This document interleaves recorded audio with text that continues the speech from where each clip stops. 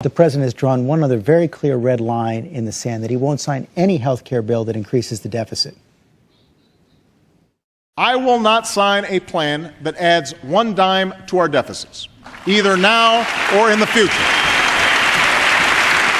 I will not sign it if it adds one dime to the deficit now or in the future, period.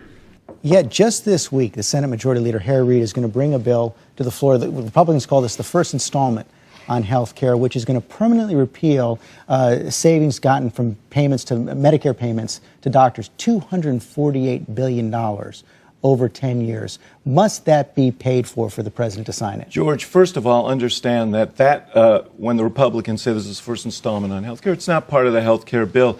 This has been, there's been... it is in the House bill.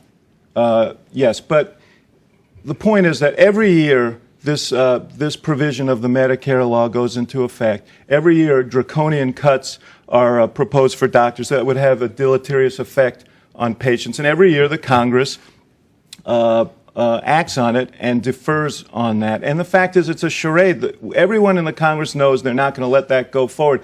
All that we're saying here is, let's be honest about it. The president provided for it in his budgets.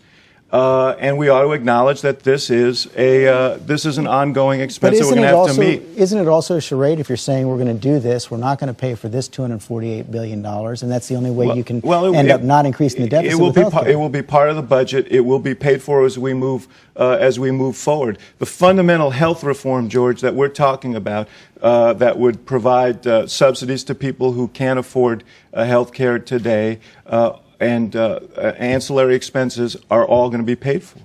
But will this particular bill have to be paid for? Because the House Speaker Nancy Pelosi said that she's not going to pass it through her chamber unless there are specific... As I said, the president's provided for it in his budget, and we will account for it.